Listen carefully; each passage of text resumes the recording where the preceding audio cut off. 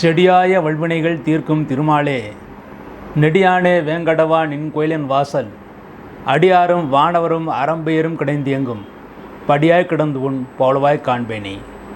உலகெங்கும் இருக்கின்ற சீனிவாசன் பஞ்சாங்கம் டிவி நேயர்களுக்கு என்னுடைய பணிவான வணக்கங்கள்.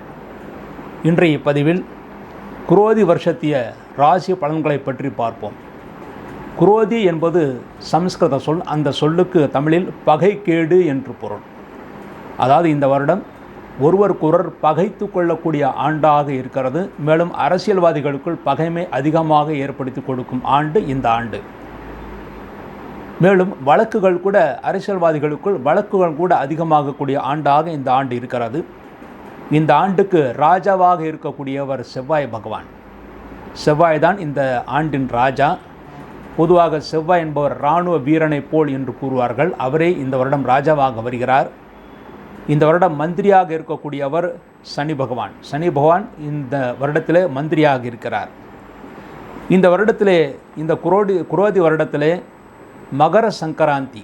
அந்த மகர சங்கராந்தி எதில் வருகிறது என்று பார்த்தால் புலி வாகனத்திலே வருகிறார்.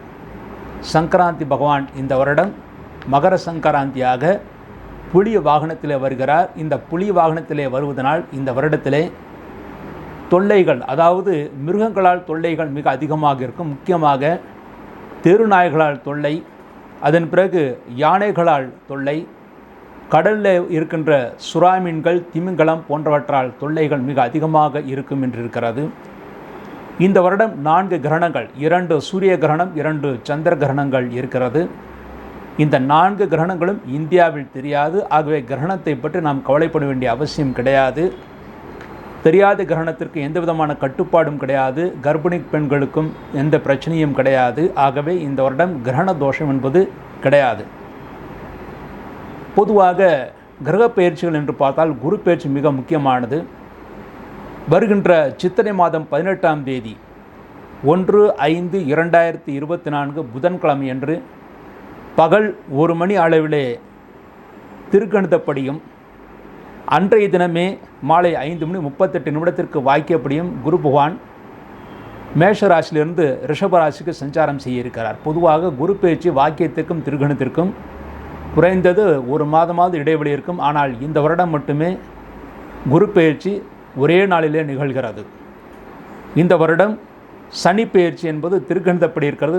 திருகணிதப்படி சனி பயிற்சி பங்குனி மாதம் 15ஆம் தேதி மார்ச் 29/3/2025 29/3/2025 சனிக்கிழமை இரவு 9:44 கும்பராசிலிருந்து மீனராசிக்கு சனி பகவான் சஞ்சாரம் செய்திருக்கிறார். இது திருகணிதப்படி மட்டுமே.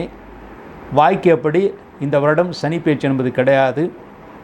இந்த வருடம் வாக்கியப்படியும் திருகணிதப்படியும் ராகுகேது பயிற்சிகள் கிடையாது. இந்த பயிற்சிகளை அனுசரித்தும் இந்த வருடம் ராஜாவாக செவ்வாயும் சனி மந்திரியாகவும் இருப்பதனால் ஏற்படக்கூடிய அந்த பிரச்சனைகளை குறித்தும் பார்த்து, மேலும் இந்த வருடத்திலே பாலவ கரணத்திலேயே மகர சங்கராந்தி வருகிறது. ஆகவே புலி வாகனம் வருகிறது. இதை வைத்தும் இந்த வருடம் எப்படி இருக்கும் என்று நாம் இனி ஆராய்வோம்.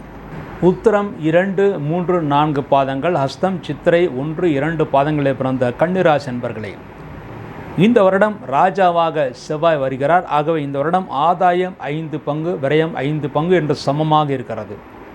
உங்களுக்கு எந்த அளவுக்கு ஆதாயம் இருக்கிறதோ அந்த அளவுக்கு விரயங்களும் இருக்கும். விரயத்திற்கு ஏற்ற ஆதாயம் இரண்டும் சமமாகவே இருக்கும். இந்த வருடம் மாணவர்கள் எதிர்பார்த்த நல்ல மதிப்பெண்களை பெறுவார்கள், சந்தோஷத்தை அடைவார்கள். சென்ற வருடத்தை விட இந்த வருடம் நல்ல மதிப்பெண்களை பெற்று நல்ல கல்லூரிகளை இடம் கிடைக்க பெறுவார்கள். மேலும் படித்தவர்களுக்கு உடனடியாக கேம்பஸ் இன்டர்வியூ மூலமாகவே வேலைவாய்ப்புகள் கிடைப்பதற்கான வாய்ப்புகள் மிக அதிகமாக இருக்கிறது. இந்த வருடம் உங்களுக்கு பரிபூர்ண குருபலம் வருகிறது. திருமணமாகாத ஆண்களுக்கும் பெண்களுக்கும் நிச்சயமாக இந்த வருடம் திருமணம் நடந்தேறும். ஒவ்வொரு நட்சத்திரத்திற்கும் எப்பொழுது குருபலம் என்று தனியாக குரு பயிற்சி பலன்களை கூறியிருக்கிறேன். அதை நீங்கள் பார்த்து மகிழுங்கள். மேலும் திருமணம் நடக்கும்போது எந்த தடங்களும் இல்லாமல் இந்த வருடம் உறுதியாக திருமணம் கைகூடும். குழந்தை பாக்கியம் இல்லாதவர்களுக்கும் உங்கள் ராசிக்கு 5ஆம் இடத்தில் குருடைய பார்வை இருப்பதனால் நிச்சயமாக குழந்தை பாக்கியம் கிடைக்கும். வெகுகாலம் குழந்தை பாக்கியம் இல்லாதவர்களுக்கு பிரார்த்தனையின் பேரிலேயே உங்களுக்கு குழந்தை பாக்கியம் கிடைக்கும். இதுவரை நீங்கள் எவ்வளவு மருத்துவ செலவுகள் செய்திருந்தாலும் பிரார்த்தனையின் மூலமாகவே இந்த வருடம் குழந்தை பாக்கியம் கிடைப்பதற்கான வாய்ப்புகள் மிக அதிகமாக இருக்கிறது. உத்தியோகஸ்தர்களுக்கு பதவி உயர்வு கிடைக்கும்.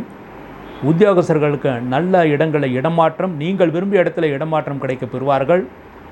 விரைவில் வீடு, மனை, புதிய வாகனங்கள், தங்க வெள்ளி ஆபரணங்கள் வாங்குவதற்கான வாய்ப்புகள் மிக அதிகமாகவே இருக்கிறது. தொழிலதிபர்களுக்கு புதிய தொழில் முயற்சிகளை செய்யலாம். தொழில் போட்டியிலே நீங்கள் வெற்றியை பெறுவீர்கள். புதிய முயற்சிகள் அனைத்திலும் நீங்கள் வெற்றியை பெற முடியும். விவசாயிகள் நீங்கள் எதை பயிரிட்டாலும் அந்த பயிர் உங்களுக்கு செழிப்பான வரவேற்பை ஏற்படுத்தி கொடுக்கும். நீங்கள் விரும்பிய பயிர்களை பயிரிடலாம். அதன் மூலமாக உங்களுக்கு விரும்பிய லாபமும் கிடைக்க வாய்ப்பு இருக்கிறது. விவசாயிகளுக்கு நல்ல யோகத்தை ஏற்படுத்தி கொடுக்கும். பெண்களுக்கு நல்ல ஆரோக்கியத்தை ஏற்படுத்தி கொடுக்கும். இதுவரை உங்களுக்கு ஏதாவது பிரச்சனைகள் உடல் அளவில் இருந்தாலும் சரி, முக்கியமாக கன்னிராசியில் பிறந்தவர்களுக்கு சென்ற வருடம் கர்ப்பப்பையில் சிலருக்கு கோளாறுகள் ஏற்பட்டது. அதற்குரிய மருத்துவம் இந்த வருடம் கிடைத்து நன்மைகளை பெறுவார்கள். இந்த வருடத்தில் குரு பகவான் உங்கள் ராசிக்கு 9ஆம் இடம் சஞ்சாரம் செய்கிறார். குருபலம் மிக அருமையாக இருக்கிறது. உங்கள் ராசிக்கு குருடைய பார்வை முழுமையாக கிடைக்கிறது. ஆகவே இதுவரை நீங்கள் செய்த பூஜைகளுக்கெல்லாம் நல்ல பலன்கள் இனிமேல் தான் கிடைக்க இருக்கிறது. உங்கள் ராசிக்கு 3ஆம் இடத்தில் குருடைய பார்வை இருப்பது உங்களை இளைய மூத்த சகோதரர்களுக்கும் நன்மைகளை ஏற்படுத்தி கொடுக்கும். இந்த கன்னிராசியில் பிறந்தவர்கள் சிறு குழந்தைகளானால் அதற்கு அடுத்து உடனடியாக கர்ப்பம் தரிக்கக்கூடிய வாய்ப்புகள் தாய்மார்களுக்கு இருக்கிறது. உங்கள் ராசிக்கு 5ஆம் இடத்தில் குரு பார்வை இருப்பதும் மிகவும் சிறப்பானது. பூர்வ சொத்துக்கள் விரைவில் கிடைக்கும். வில்லங்கம் இல்லாமல் கிடைப்பதற்கான வாய்ப்புகள் இருக்கிறது. ஆகவே பூர்வ சொத்துக்களை பற்றி நீங்கள் பேசுங்கள், நிச்சயமாக உங்களை தேடி வரும்.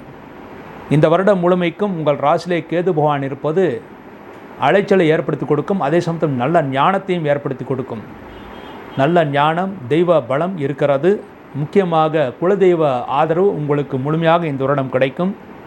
தெய்வஸ்தலங்களுக்கு யாத்திரைகளை செய்வீர்கள். நல்ல தரிசனம் கிடைக்க பெறுவீர்கள். ஞானிகளுடைய தரிசனம் உங்களுக்கு கிடைக்கும். உங்கள் ராசிக்கு 7ஆம் இடத்தில் ராகு பகவான் இருந்தாலும் உங்களுக்கும் உங்கள் மனைவிக்கும் கடந்த காலத்தில் இருந்த சிக்கல்கள், பிரச்சனைகள் எல்லாம் இந்த வருடம் தீர்ந்து பரஸ்பரம் அன்பு காட்டுவீர்கள். அதன் மூலமாக சந்தோஷத்தை அடைவீர்கள். உங்கள் ராசிக்கு 6ஆம் இடத்தில் சனி பகவான் சஞ்சாரம் செய்கிறார். அதுவும் ஆட்சி பீடத்தில் சனி பகவான் இருக்கிறார். ஆகவே தொழில்துறையிலே பழைய பாக்கிகள் வசூலாகும். தொழில்துறை விருத்தி நன்றாக அமையும். 6ஆம் இடத்திலிருந்து உங்கள் ராசிக்கு 8ஆம் இடத்தை சஞ்சாரம் இந்த சனி பகவான் பார்வையிடுகிறார். ஆகவே உங்களுக்கு ஆரோக்கிய குறைவுகள் ஏதாவது இருந்தாலும் அவையெல்லாம் சரியாகும் என்று எதிர்பார்க்கலாம். 12ஆம் இடத்தில் சனி பகவான் பார்வை இருக்கிறார். ஆகவே தொழில் நிமித்தமாக உங்களுக்கு அலைச்சல் இருந்து அதன் மூலமாக சிறிது சைன சுகங்கள் குறைவுபட வாய்ப்பு இருக்கிறது. உங்கள் ராசிக்கு 3ஆம் இடத்தில் சனி பார்வை இருந்தாலும் கூடவே குருவுடைய பார்வையும் இருக்கிறது. ஆகவே இளைய சகோதரனுக்கு நல்ல முன்னேற்றத்தை ஏற்படுத்தி கொடுக்கும். நீங்களும் தைரியமாக காரியங்களை சாதித்து அதில் நீங்கள் வெற்றியும் காண்பீர்கள். இந்த வருடம் மிகவும் எச்சரிக்கையாக இருக்க வேண்டிய மாதம் என்று பார்த்தால் சித்திரை மாதம். சித்திரை மாதம் எந்த காரியத்தையும் நீங்கள் தொடங்கக்கூடாது. வைகாசி மாதம் முதற்கொண்டு நீங்கள் புதிய காரியங்களை தொடங்கலாம். இந்த வருடம் ராசியான மாதங்கள் ஆடி மாதம். பொதுவாக ஆடி மாதம் பலருக்கும் சோதனை கொடுக்கும். ஆனால் உங்களுக்கு மிக ராசியான மாதமாக அமைந்திருக்கிறது. ஆடி மாதம் தனவரவு உண்டாகும். அடுத்து கார்த்திகை மாதம் நல்ல முன்னேற்றத்தை ஏற்படுத்தி கொடுக்கும். மாசி மாதம் நல்ல யோகத்தை ஏற்படுத்தி கொடுக்கும். இந்த வருடம் உங்களுக்கு ராசியான மாதங்கள் ஆடி, கார்த்திகை, மாசி. இந்த 3 மாதங்கள் ராசியான மாதங்கள். இந்த மாதங்களில் தொழில்துறை வளர்ச்சி நன்றாக இருக்கும். புதிய முயற்சிகள் அனைத்தும் தொடங்கலாம். அனைத்திலும் நீங்கள் வெற்றியை பெறுவீர்கள். இந்த வருடம் நீங்கள் செய்ய வேண்டிய பரிகாரம், உத்திரம் 2, 3, 4 பாதங்களில் பிறந்தவர்கள் ஸ்ரீரங்கம் சென்று ஒரு முறை தாயாரை தரிசனம் செய்துவிட்டு வருவார்கள். அல்லது உங்கள் ஊரில் இருக்கின்ற பெருமாள் கோயிலில் இருக்கின்ற தாயாருக்கு பிரதி வெள்ளிக்கிழமை அல்லது உத்திரம் நட்சத்திரம் அன்று நெய்விளக்கு வைத்துவிட்டு வாருங்கள். நிச்சயமாக இந்த வருடம் நன்மைகளை ஏற்படுத்தி கொடுக்கும். ஹஸ்தம் நட்சத்திரத்தில் பிறந்தவர்கள் காயத்ரி மந்திரத்தை நீங்கள் பாராயணம் செய்வது மிகவும் சிறப்பானது. ஜபம் செய்வது மிகவும் சிறப்பானது. காயத்ரி மந்திர உபதேசம் பெற்றவர்கள் அவசியம் காயத்ரி ஜபம் செய்ய வேண்டும். அதன் மூலமாக பாவங்கள் எல்லாம் தொலைந்து நன்மைகளை ஏற்படுத்தி கொடுக்கும். பூர்வ புண்ணிய தோஷங்கள் இருந்தாலும் அத்தனை தோஷங்களும் விலகும். ஒரு முறை உத்தமர் கோயிலுக்கு சென்று அங்கே மும்மூர்த்திகளை தரிசனம் செய்வது மிகவும் சிறப்பானது. உத்தமர் கோயில் என்பது திருச்சிக்கு அருகில் இருக்கிறது. திருச்சிக்கு அருகில் இருக்கின்ற உத்தமர் கோயிலுக்கு சென்று அங்கே சரஸ்வதி பிரம்மாவுக்கு தனி சன்னதி, பெருமாளுக்கும் தாயாருக்கும் தனி சன்னதி, அதன் பிறகு சிவபெருமானுக்கும் அம்பிகைக்கும் தனி சன்னதி. ஆகவே ஒரு முறை உத்தமர் கோயில் சென்று மும்மூர்த்திகளையும் வணங்கிவிட்டு வருவது மிகவும் சிறப்பானது. அதன் மூலமாக அஸ்தம் நட்சத்திரத்தில் பிறந்தவர்கள் இந்த வருடம் நல்ல சிறப்பையும் அந்தஸ்தையும் பெறுவார்கள். அடுத்து சித்திரை நட்சத்திரத்தில் பிறந்தவர்கள் ஒரு முறை திருமோகூர் சென்று அங்கே சக்கரத்தாழ்வாரையும் அல்லது ஸ்ரீரங்கம் சக்கரத்தாழ்வாரையும் தரிசனம் செய்து விட்டு வரலாம். அல்லது உங்கள் ஊரில் இருக்கின்ற பெருமாள் கோயிலில் சக்கரத்தாழ்வார் சன்னதி இருந்தால் அங்கே சக்கரத்தாழ்வார் சன்னதிக்கு சென்று சக்கரத்தாழ்வாருக்கு ஒரு முறை சித்திரை நட்சத்திரத்தில் அபிஷேகம் செய்வது மிகவும் சிறப்பானது. அதுவும் சித்திரை மாதத்தில் வருகின்ற சித்திரை நட்சத்திரத்தில் அபிஷேகம் செய்தால் சித்திரை மாத தோஷங்களும் விலகி உங்களுக்கு நன்மைகளை ஏற்படுத்தி கொடுக்கும். இந்த பரிகாரங்களின் மூலமாக கன்னிராசியிலே பிறந்தவர்கள் 80% நன்மைகளை பெறுவார்கள் என்பது உறுதி. இந்த நிகழ்ச்சியை கண்டு கழித்தவர்கள், சப்ஸ்கிரைப் செய்தவர்கள், மற்றவர்களுக்கு ஷேர் செய்தவர்கள் அனைவரும் பல்லாண்டு பல்லாண்டு பல்லாயிரத்தாண்டு பல கோடி நூறாயிரம் மல்லாண்ட திந்தோள் மணிவண்ணா உன் சேவடு செவ்வி திருக்காப்பு அடியோமோடும் நின்னோடும் பிரிவின்றி 1000 பல்லாண்டு வடிவாய் நின் வள மார்பினில் வாழ்கின்ற மங்கையும் பல்லாண்டு வடிவார் சோதி வளத்துறையும் சுடர் ஆழியும் பல்லாண்டு படைபோர் புக்கு முழங்கும் அப்பாஞ்சு ஜன்னியும் பல்லாண்டு என்று பெரியாழ்வார் பாடியதைப் போல நீங்களும் உங்கள் குடும்பத்தாரும் அனைத்து சுகங்களுடனும் நன்றாக பல்லாண்டு வாழ வேண்டும் என்று வாழ்த்தி விடைபெறுகிறேன். நன்றி, வணக்கம்.